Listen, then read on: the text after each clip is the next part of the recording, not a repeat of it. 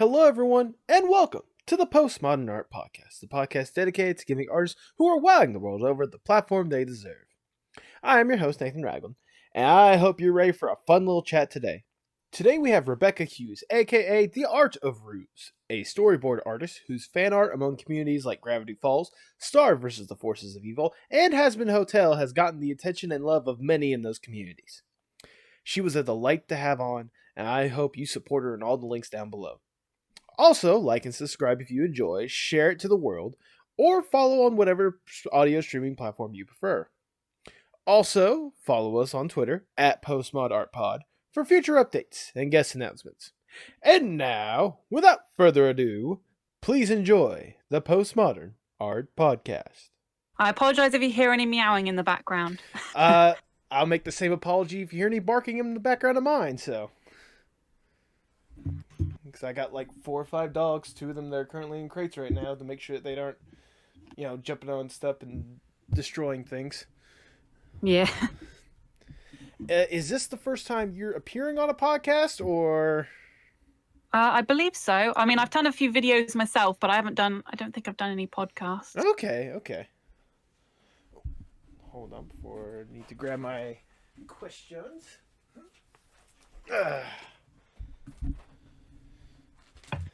There we go. By the way, thank you so much for taking time out of your day to do this. I really do appreciate this from the bottom of my heart. Oh, no, it's fine. I was surprised you asked, to be fair.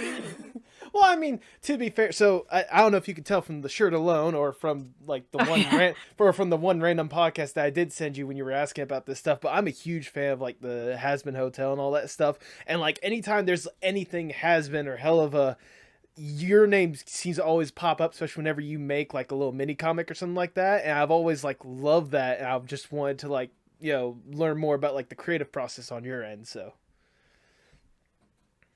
Yeah, I mean, I've sort of been following it since the beginning, but it's only in like the last year I thought, oh, maybe I could start doing some fan art of it. And then I did an animatic, and then I thought, And then I just started producing all these comics, and it's sort of like a stress relief kind of thing after work. Oh, there we go. So I have to spend the whole day doing like stuff for a children's animation, so you have to be very careful about what you can say and do in that. Right. So at the end of the day, it's nice just to do something a bit more adult, but still a bit kiddish.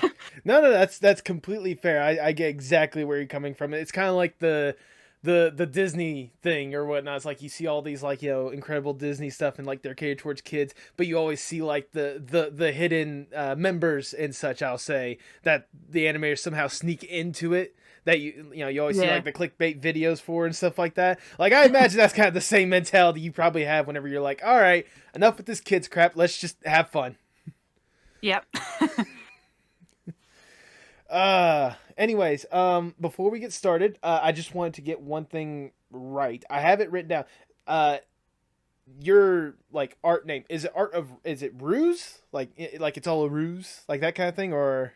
Well, my full name is Rebecca Hughes. Right. So it's sort of like a squish of R Hughes. So it's Rhues. Okay, that's why I just wanted to make sure of, because I have this I have this little intro planned and everything. I just wanted to make sure that I pronounce the Art of Rhues, all that stuff. Yeah, that's right. Yeah. All right, just wanted to be 100% sure. All right, Rebecca. Before we get started, I must ask the icebreaker question I ask for every single podcast. What is your most unpopular art opinion? Oh God, I don't know if I have one. Of all things to ask. I mean, there's no like hot take or like, I'm not even gonna say. Well, I mean, like maybe controversial opinions where you're like, people say this thing, I just don't agree with it or something. Nothing like that. Oh, I don't know. I don't know if I have. Like I said, I don't know if I have one. Oh. Okay. I mean, I probably do, but off the top of my head, I can't think of one. Okay, that's fair enough. I mean, I've asked this. Where I think this would be episode 19 now several times, and you're not the first person to say they don't have any off the top of their head, but I mean, like, I tell you right now, I've gotten some interesting ones, like, what was it, Joe Horn, who was the director of Class 3000, he said like Showgirls is a good film to watch or something like that. That was an interesting one. I mean, just nothing that comes across when you think of that. Nope, not that I can think. I'm sure something will pop up in a few minutes, but off the top of my head, I can't think of anything. You know what? That's fine. We don't have to have that for every single episode. And this is Nathan after the fact with an update on the unpopular art opinion. Rebecca was grateful enough to message me after the fact and state that you shouldn't claim something traced as your own, but it is perfectly fine to using tracing as a way to practice drawing a character or pose and get yourself comfortable with how it works before drawing it by yourself. It also allows you to get it all down to basic shapes and forms, which can be super helpful when it comes to drawing something similar in the future.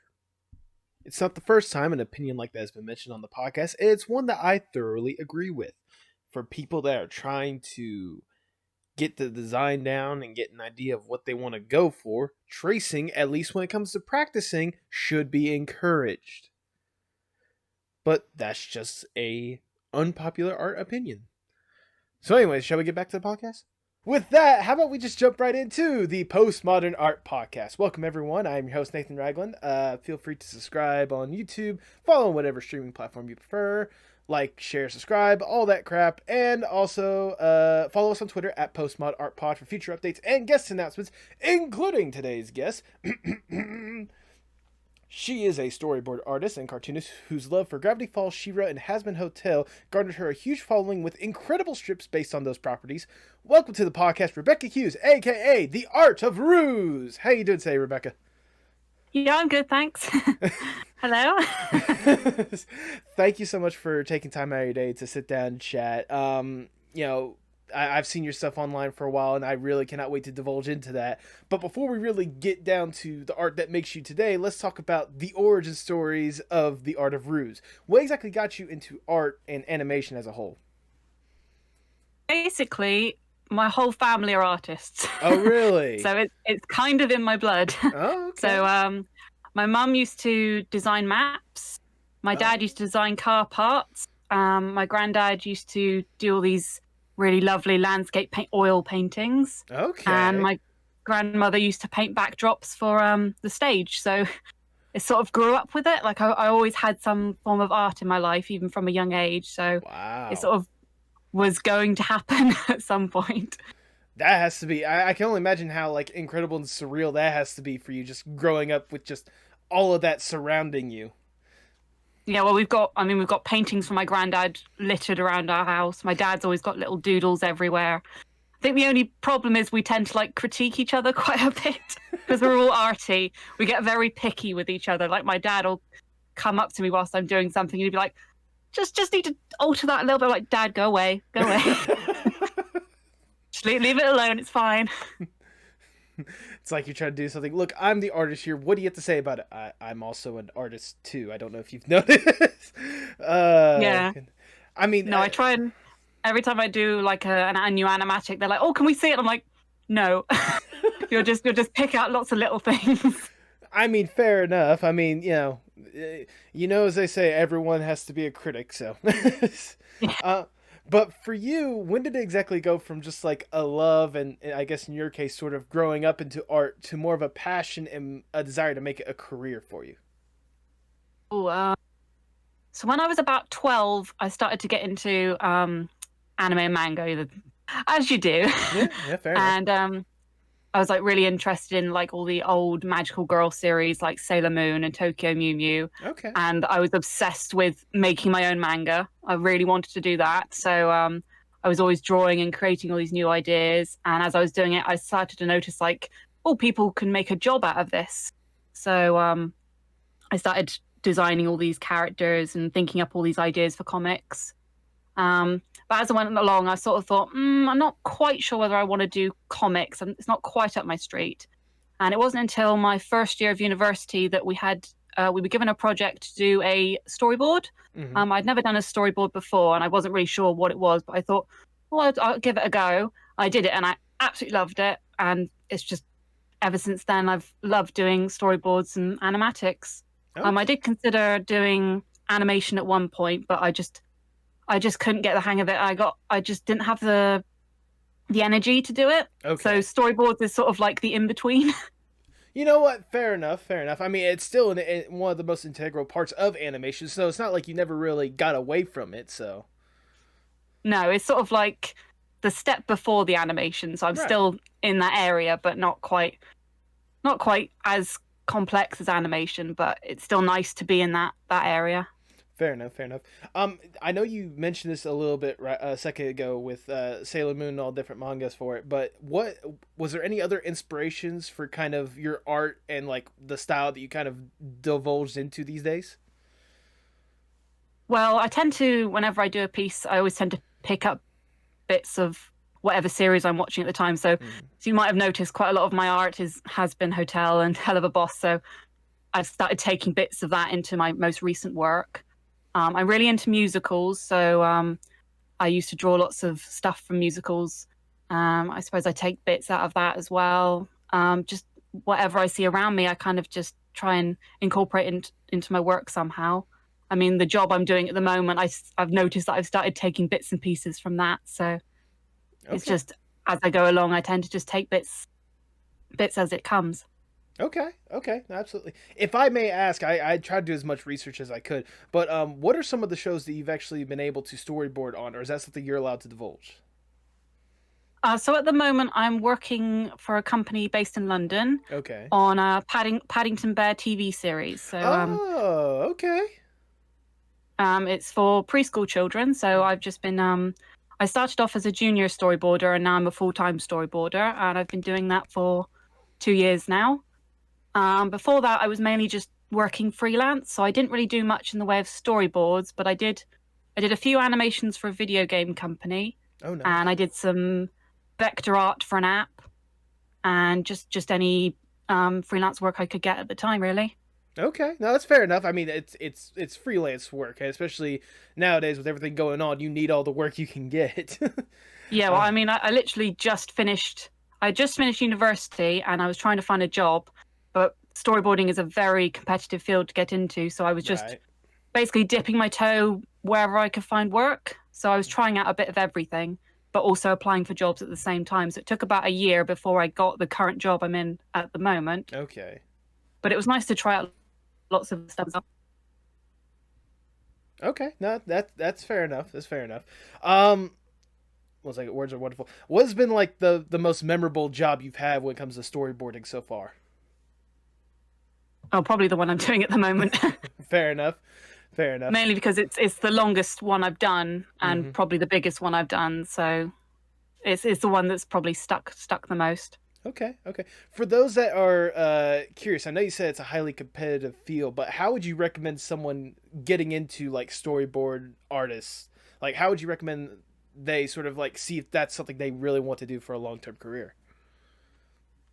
Well, one of the things I was told to do a lot is network. Okay. So talk to as many professional artists as you can. I mean, I actually contacted Vivzy Pop when I was in university, and I was just emailing as many different people who were in the field that I was interested in, and just asking their advice, asking their experiences. And it's good because sometimes they might remember you. I mean, the job I got in at the moment, the main reason I got the job is one of the girls who was interviewing me came across some of my Gravity Falls animatics, and that's like that kind of stood out for her. So, yeah, I kind of got into the job because of her. It also helps to just keep practicing and keep your portfolio as updated as possible, and make sure you do have storyboard work in your portfolio, because one of the things that I've found, especially with the job I'm working at the moment, when I've been looking at some of the interviewee work that people have sent in, sometimes they apply for a storyboard job, but with no storyboards. Fair enough. And if you do that, especially in a storyboarding career, they'll just say, no, we're not going to even look at your portfolio because it doesn't have any storyboards. So it's terrible because you get these absolutely beautiful portfolios, but they have no storyboards in them. So they don't even get looked at, they get chucked out. So if you ever apply for a storyboarding job, please you have storyboards. I mean, to be fair, that'd be like trying to apply for one of Gordon Ramsay's restaurants and never cooking anything, you know? Like, for goodness sakes, if you're going to try to be a storyboard artist, show the people that, hey, I can storyboard. Yeah. But yeah, networking is probably your biggest thing for the industry. It just makes it so much easier if somebody can say, oh, I know this person, and they might recommend you. Or you can say, oh, I've I've spoken to such and such at this company. Mm-hmm. And then you can say, oh, you can talk to them and say, oh, have you got anything going at the moment? And it can just make it so much easier to get into the industry, really. Okay. Well, I want to sort of divulge into kind of what got you in the industry a little bit, because you mentioned one of the people that they notice the Gravity Falls animatic. For you, a major part of what people will know you for is the fan art that you sort of produce. What exactly got you interested in just making stuff based on other properties in the first place? So when I was in my final year of university, I was sort of playing around with storyboards anyway for my final projects. And I was really into My Little Pony at the time. Okay. And I thought, just to keep myself practicing with storyboarding, I'd make like a little fun animatic in Adobe Flash. Okay. So I did my You and Me My Little Pony animatic, and I did a very, very rough animatic in Adobe Flash. And then I sort of left it because I was right in the middle of my final year. So it sort of got left on the back burner. And then after I finished university, I literally had nothing to do apart from look for jobs. So I thought, oh, I might as well come back to this and finish it. And then I did it and put it on, just for the fun of it, just put it on YouTube. And I got lots of interest in it. And I thought, oh, this could be something I could do on the side just to keep myself busy and as a fun little side project. So I tried another series, which I think was my Miraculous Ladybug. Okay. And it got crazy. Loads of people were really interested in it. And it just sort of went off from there. I just started making them as sort of like a fun little thing I could do. And then I was shocked at the amount of support I got for it. Just everyone seemed to really enjoy them. And it was a fun thing I could do just to keep myself practicing and also play around with characters that I loved. Okay. No, I mean, and it to be fair, it's not just ones that you love. A lot of people tend to love it just based on the support that you got from it. I know you said already that you were actually surprised by the support. Was there ever a moment to where you just had to kind of like sit back and just be like, wow, what I'm making people love? How did I get here? Like, is there ever like that surreal moment for you? Yeah, with the Star versus the Force of Evil, Ready as I'll Ever Be video. When that got to 1 million views, I was like, what? How did that happen? I was completely flabbergasted. I was not expecting it. I mean, it got 1 million views very quickly. I think it was in a month it happened. And one of my friends messaged me, like, have you seen how many views it's got? And I was like, no. And I went and checked. I was like, what? And I had to tell my parents, and they were like, what? You're famous. And I was like, what? So my mum's a bit annoyed that I'm not getting paid for it. You know what? That's fair, but also I imagine if you tried to just, monetize or something like that, I'm sure Disney or someone will be like, copyright claim. Oh yeah. Yeah. I think with that as well, I can't remember whether it was that. No, I think it was that. I got contacted by one of the composers for it. Oh. After I uploaded the video, and they said they really enjoyed it, so that was quite a nice little thing. That's awesome right there. I just hearing like someone that was involved in something that inspired you to make that amazing thing. I don't know about you, I would be just like mind blown with that. No, I saved. I did a screenshot of it. I'm so proud. You should be proud. You really should be, because the stuff that you make is like, it's absolutely just incredible. I have to say, with fan art like that, do you have more fun with that, or making like original stuff like based on like the show you may be working on, or like stuff that you've had, say, built up for a while? To do original stuff, I sometimes find it a bit harder to do because I've got to come up with ideas and just make it as original as possible, whereas with fandom work, the characters are already there, so I can just build something around them. Okay. But I would like to start doing a bit more of my own original work, but it's very tricky when I'm basically spending all day doing Paddington Bear. It's nice just to sort of relax and just do a little bit of fan art at the end of the day. Mm-hmm. But no, I do enjoy doing my own work. I'm going to try and start doing a bit more. But no, I just haven't really had much time to really focus on my own work. But yeah, at some point I'll do a bit more. But for now, I enjoy just messing around with fandom characters. I mean, that's still fair enough, but it's one of those. I know I will certainly be one of, I think, thousands at this point. That'll be certainly interested to see some of your original stuff. But before we divulge more into the original stuff, I have to go with the stuff that is really popping up right now for you, and that's all sorts of the Hazbin Hotel, Hell of a Boss, basically the Spindle Horse Vivzy Pop universe that you've delved your foot and then some into. What kind of inspired you towards that property in the first place? I've kind of been following Vivzy Pop like since her DeviantArt days, so I've always been kind of like keeping an eye on her work. Mm-hmm. And then when the first Hazbin Hotel pilot came out, I thought, oh, this is really interesting, and I was really interested in it. And then, of course, I ended up getting back into work, so I completely forgot about it. And then the Addict video came out, and I was like, I have to do fan art of this. I just have to. And yeah, from that point on, I was like, I desperately need a free moment of time away from work just so I can do a bit of angsty fan art of this. And then when I finally got the chance to do some, I just never stopped. Not fair enough. I just kind of kept going from there. And every time I think I'm going to take a break and do something else, a new idea pops up.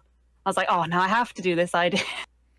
Fair enough. That's something I forgot to ask a little bit ago. What's sort of like the creative process for you when coming up with this like fan art stuff? Like, is this just one of those like a random idea just pops in your head and you're like, I have to make this somehow, like write down somewhere? Or do you have like a little notebook or something like that to where you have like ideas sketched out and you're like, I'll eventually get back to this. I'll eventually get back to that. Oh yeah, I've got a few notebooks. Okay. I've got a little thumbnail book, my little book of notes, and every time a new idea pops up, I just write it down, do a few little thumbnails for it. I mean, ideas sort of pop up anywhere. I mean, I could be watching a TV show and there'll be a line and I'll be like, that would be perfect for Alistair. There you go. Like, it doesn't matter what it is. If I think it fits with the characters, it won't leave my mind alone. It'll be like, this is perfect. You need to do this. Work doesn't matter. You have to do this idea right now. There you go. But yeah, I usually just jot down ideas as they come up, really. Okay. I know you said that the Addict video was sort of a major inspiration for you to actually like make some of the art. I do want to say, I know I may have mentioned this earlier, I actually did have Silverhound on the podcast like a couple weeks back and such. Like, you think it's surreal to have your stuff based on like the Addict thing itself. He was blown away with the response for Addict when it was first released and such. Yeah. But for you, like, was it the Addict one, like after you made one for Addict, did it like garner a lot of attention? Was there like a specific one that you remember that you're like, wow, a lot of people like this for some reason? I think so. The first Hazbin Hotel fan I did was of Angel. It was like some angsty stuff based on the Addict video, and I noticed a few people were interested in it. I got a few views on it and a few people saying like, oh, this is Hazbin Hotel, and I was like, yes, I know. And I sort of just kept on playing around with the characters a bit. And I mainly just did Angel to begin with because he was my favorite character at the time. And of course, after the music video, like, he was the main one that stuck out to me. And I just started doing these characters. And the more I did them, the more people seemed to be interested. I had a Twitter account that I started a few years back, and I decided to restart it up again with all the Hazbin stuff.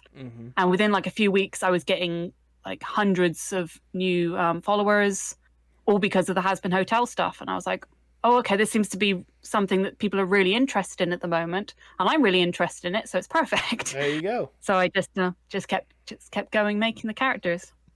I mean, trust me, again, I've seen, like, anytime you post something like the Hazbin Hotel, just internet collective just always tends to blow up. Like, tons of people love whenever you post a new comic. I've seen your stuff reposted with you credited on Reddit like all the time, and it always gets thousands of upvotes and such. Oh, I haven't seen any of them. Oh, I've seen several of them. But like I said, they all make sure to at least credit you, because obviously you as an amazing artist, showcasing this sort of stuff. I can only imagine how surreal it must be for you, again, to just kind of, like, this isn't even your property. This is like, this is Vivzy Pop. This is part of that whole entire universe, but like, people are loving your stuff. How has like the experience kind of been for you?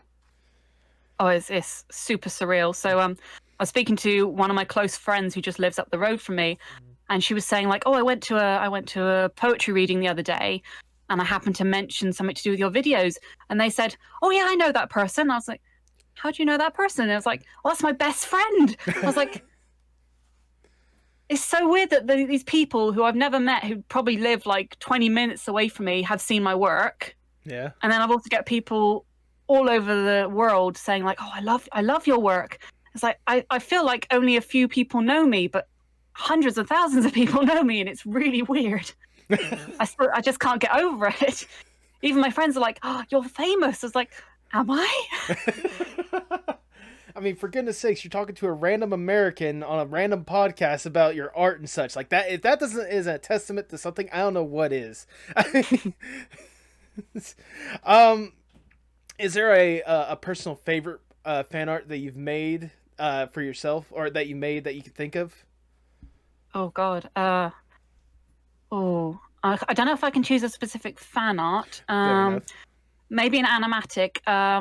One of the ones I was really proud of at the time when I first did it was one of my Gravity Falls ones, which was the Get Ready to Die one. Oh, okay. It was mainly because it was like the first one I actually tried to do a lot more animated parts in it. Nice. And I'd always had this idea for it, but I never did it because I thought, oh, I'm not skilled enough to do it. There's lots of animated bits. I'm not going to be able to do it. And then one day I thought, oh, I might as well give it a try. And then I did do it. Mm-hmm. And I was like, oh, I'm so proud that I actually managed to do all these things that I would never imagine that I could do. So It always kind of stood out to me as that one that I will always be most proud of. Mm-hmm.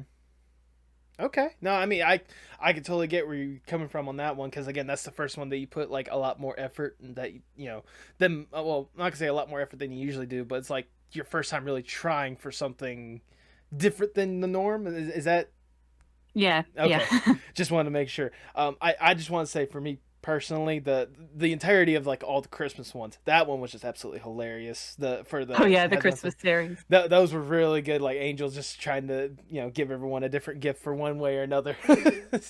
Oh, that was a bit awkward because it was initially supposed to be the one comic, right? And then I did it, and then another idea popped up, and I was like, maybe I'll just do one more. And then someone was like, oh, can you do one with this character? I was like, I suppose.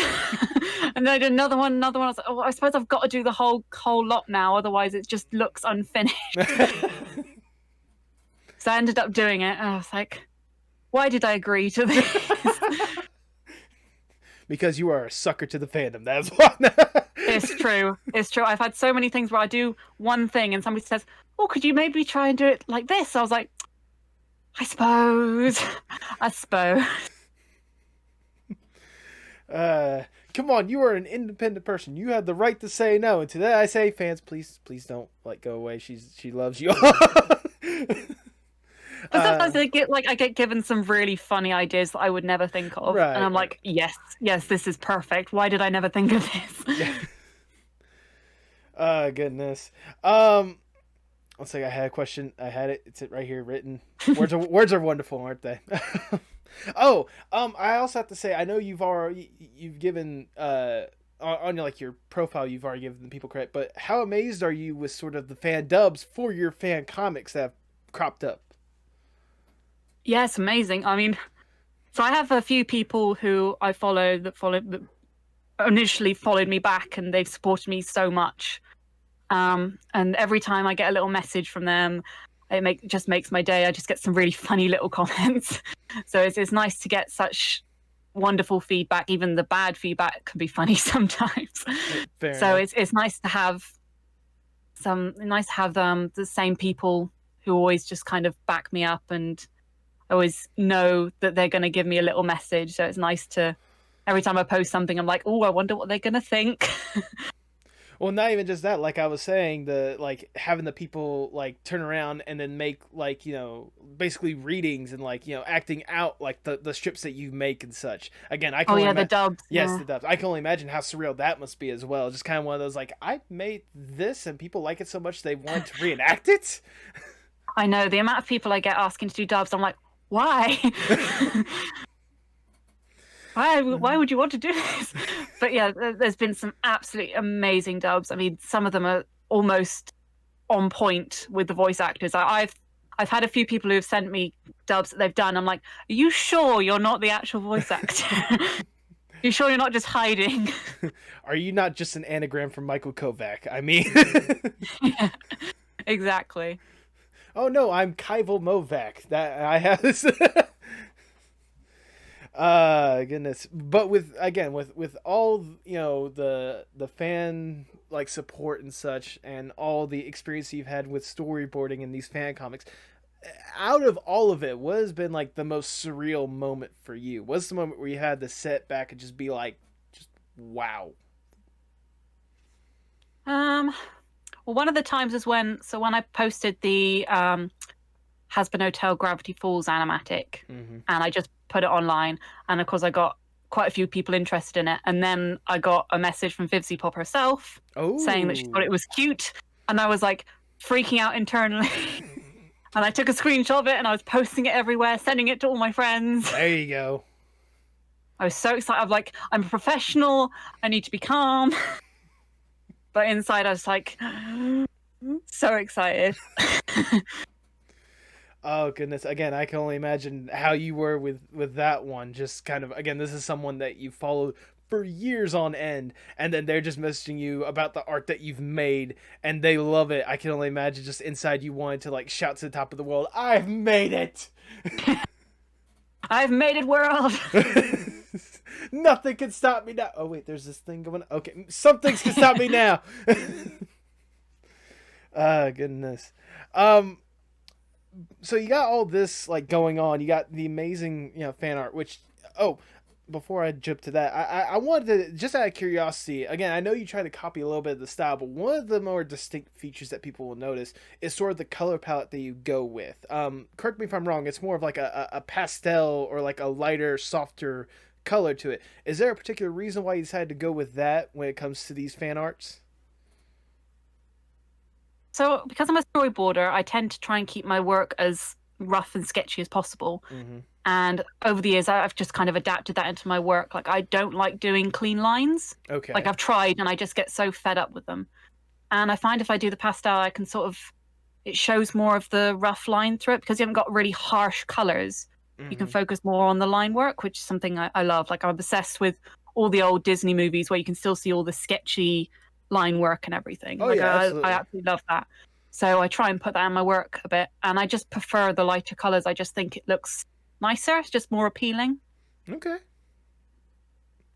No, I was just curious about that. I mean, it's certainly a good look, and like especially the fact that you consistently use it. Like it's a nice little aesthetic that you've added to it to sort of give it your own Art of Rhues touch, if I may say so myself. But so you have all this going on with all the fan art, and you have this amazing job with the Paddington, kids TV show. Let's dream up a little dream scenario here. Let's say I am Mr. Big Shot executive with connections to everyone and anyone in the animation industry. And I come up to you like, look, we love what you do, and we want to support you a whole lot more. What would be the dream Art of Rhues project that you would love to bring to reality? Like, what kind of show would you like to bring to the world? Oh God, I've got a fair few like concepts that I've had over the years. I've never had one that's been like completely concrete. I've sort of got like little bits and pieces that I kind of jump in between. Okay. I haven't got a specific like one that I desperately want to do. I'm sort of trying to build up some ideas as I go along. Okay. I haven't had that much time to do anything too new, but I've got a few secret ideas that I'm trying to build up on. Okay. That I'd like to try and develop a bit over the years. But no, at the moment there's nothing concrete. Okay. But for those curious, there is stuff that's just like festering and like waiting for more time to develop into something more concrete. Yeah, they're little ideas, little pinpricks at the moment that I'm trying to build up on a bit more, but I haven't quite got there yet. Okay. But I'm trying to. I've got a few friends that I work with that I'm going to try and maybe bounce some ideas around with them, and they've got some ideas, so we might try and look into some stuff later on down the. Yeah, at the moment at the moment I haven't really had much time in between normal life and work to really focus on anything. But Fair enough. yeah, there is still stuff in the background. I just haven't quite had the time to thoroughly go into it yet. Okay, But yeah, cool. maybe one day in the future, I'd quite like to maybe look into a little animated series or something, or maybe Okay. even a comic series. I mean, I know, again, I'm probably one of thousands when I say that. I'm certainly sitting here and, anticipating what you do next. Because, I mean, again, the art that you produce and, like, especially, like, the humor that comes along with it, it's like some of the top-notch, top-quality stuff that's out there today. Like, I'm being 100% serious, cards on the table. Like, it is seriously some of the best stuff that's out there on the internet that I enjoy seeing every time you post something new. So, I know I'm certainly one of several whenever I say we can't wait to see what's next. So. Oh, thank you. I do want to No, say, I do want to say, if you want a concrete idea, I'm telling you, I know it's probably more or less a joke, but why not make that unhappy hotel thing a solid thing? It's never been thought up of before.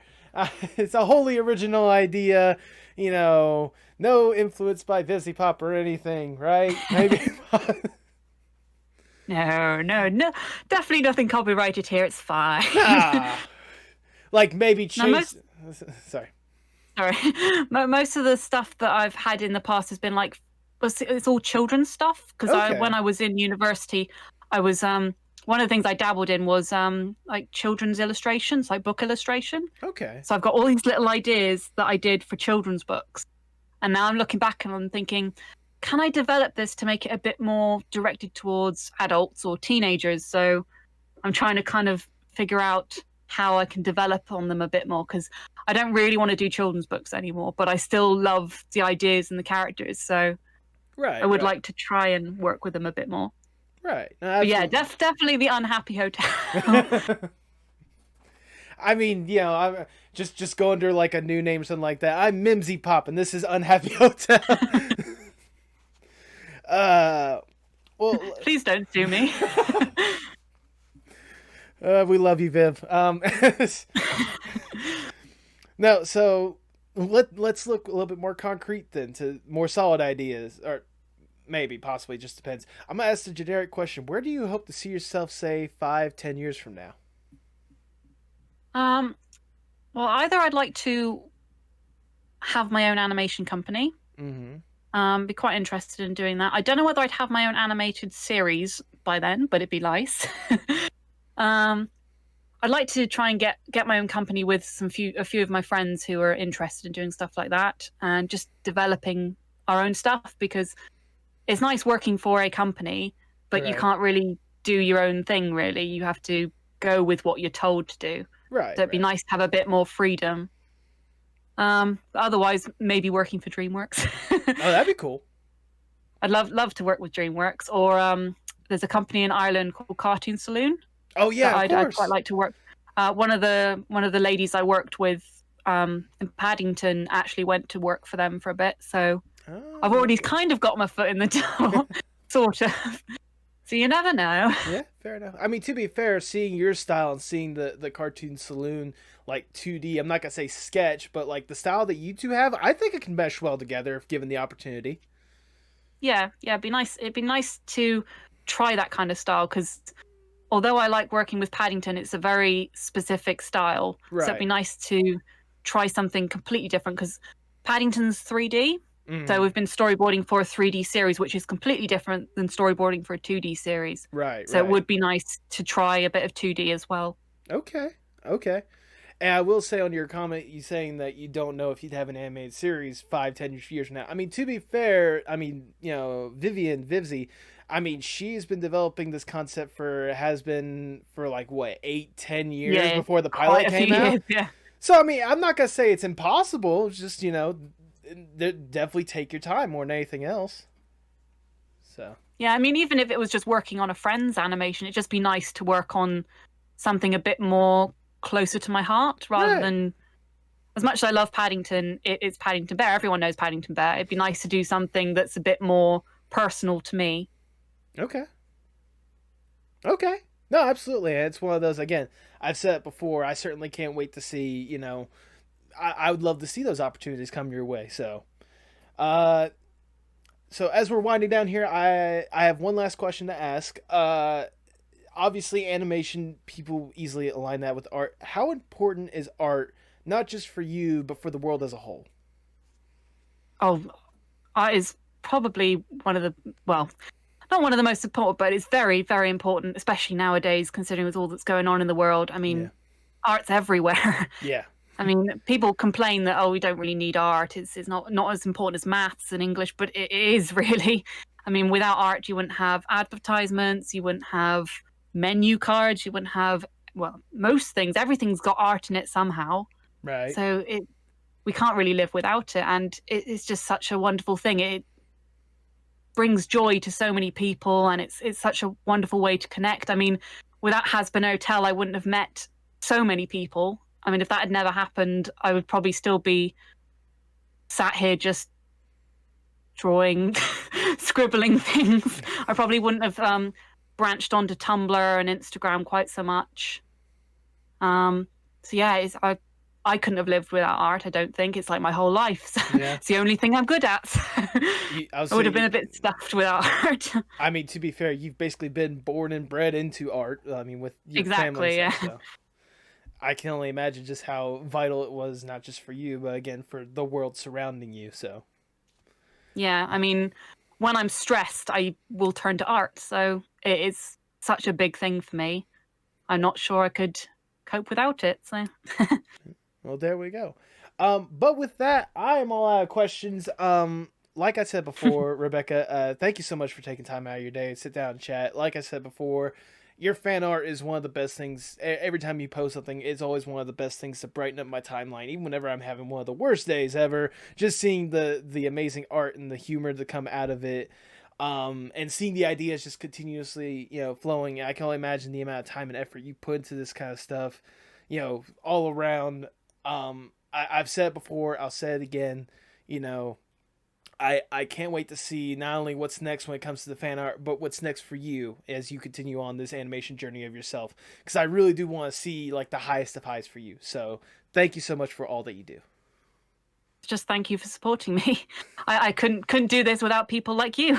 Oh, well, that makes me feel a little bit more special. For the people at home, go ahead and plug your stuff. My name's Art of Rhues. I don't know what to say now. Well, I mean, like, I've got to remember everything. I mean, if you forget anything, don't worry. I'll be sure to link it in the description so that people can go and find it yourself. But I was thinking, like, Twitter, Instagram, YouTube, all this other kind of stuff. Oh, yeah. So Art of Rhues on YouTube, Twitter, Instagram. I'm Rhues on Tumblr. I also have a website at artofrhues.com. So come down and say hello. Mm-hmm. Come see my terrible, horrific fan art. Don't lie to yourself. It is not horrible. And it is not horrific.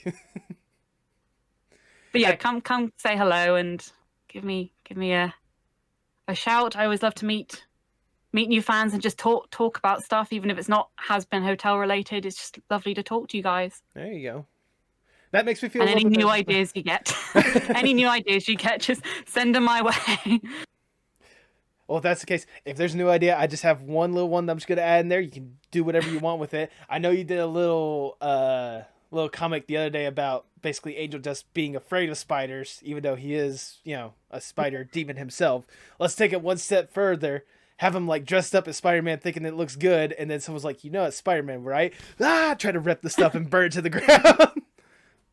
Oh, that's perfect. There you go. I have actually considered trying to draw him as Spider-Man. I was considering that for Halloween. I was going to do him. It was between that or Harlequin, and I wanted to do the Spider-Man one, but I'm like, I really want to do Harlequin. I mean, the Harlequin one is not a bad option, especially considering the fact that it is Angel Dust. That is not a bad option whatsoever. So yeah, but like I said, who knows? There might be some Spider-Man stuff in the future. I mean, like I said, just like combining that with the Fear of Spider ones he did a while ago, I think that would just be a hilarious combo in the end. So. Yeah, maybe it could be that because he's a spider, he attracts other spiders, and they're just following him everywhere, and he's freaking out. Why does it always have to be spiders? Why can't it be butterflies? You tell those spiders, Ron. You tell those spiders. There we go. Do you have any final words before we sign off? Just once again, thank you for your support. Thank you for letting me on here. It was a bit of a surprise, but it's a lovely surprise. Hey, you know what? I'm always one of those where I want to, like, literally the thing of the podcast is providing a platform for the artists around the world who are wowing the world over, and your art is certainly one of those that is wowing everyone whenever they see it. So, once again, thank you for taking time to just sit down and chat. I really did have a wonderful time talking to you, so thank you. Yeah, me too. It's lovely to meet you. And hey, thank you for the ideas. Hey, no problem. If you need any more, just randomly be like, okay, random stranger, what do you got? Yes, just give me all your ideas, please. I will take them all. I will take them and run with them. Duly noted. Anyways. But with that, all I have left to say is, hasta luego, mi amigos.